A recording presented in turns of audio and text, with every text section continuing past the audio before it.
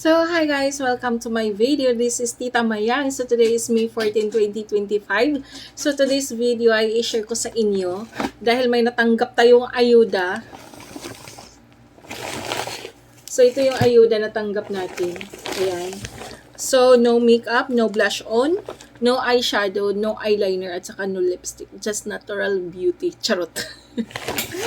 So, ayan guys, i-share ko po sa inyo kung ano yung binigay sa akin. Kasi pasalubong ito sa aking client from USA. So, naka-base siya sa USA. And then, nagpadala siya ng package sa kanyang pamilya. And then, kasama tayo.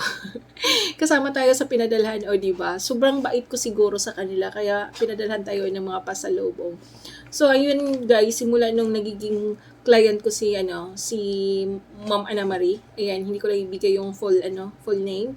So, simula nung nagiging client ko si Ma'am Ana Marie, 2 transaction yung nagawa namin. And then, sobrang successful. And then, pag umuwi siya dito sa Pilipinas, lagi niya akong ini-invite sa mga kainan, dinner, lunch, ayan. At saka, palagi niya akong pinadalahan ng mga pasalubong. O, sobra siguro akong bait. Di ba? Charot. So, ayan guys, ito na po yung ipapakita ko po sa inyo. So, ayan. Ito po ay, ayan. So, may mga items na may naka-indicate na yung pangalan ko. So, kailangan So, ito guys, ayan. Yan po. At saka ito. So, yung chocolate, ayan. So, yung simula lang, yung dye, yung name ko kailangan ko tabunan para hindi ma-reveal o charot. So, yan guys. At saka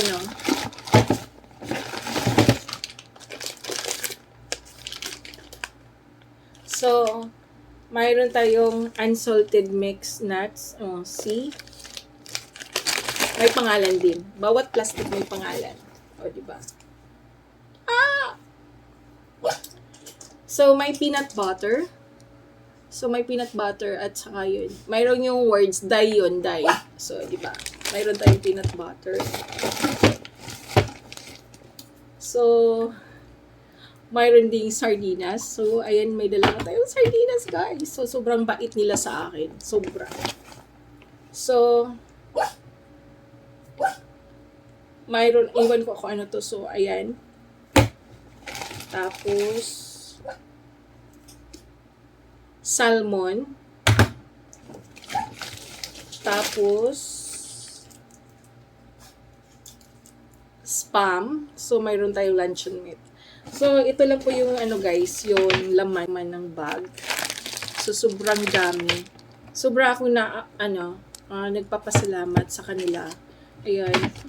Sobrang generous nila guys, as in. So, may nagawa akong, successful na transaction sa kanila na hindi nila din ako binitawan. So, lahat ng mga transaction, ako yung tinatawag, ako yung nagpa-process, ako yung lahat-lahat, guys. So, sa nakaraang linggo, so may kiniklaim tayong mga documents. So, ayan, successful naman na release yung documents na nire-request ko dun sa pinuntahan naming company. So, ayan, sobrang thankful and grateful po ako na nagkaroon ako ng isang client na sobrang generous, guys. Kaya, that's all for today. Thank you so much for watching. This is Tita Mayang signing off. See you around. Bye!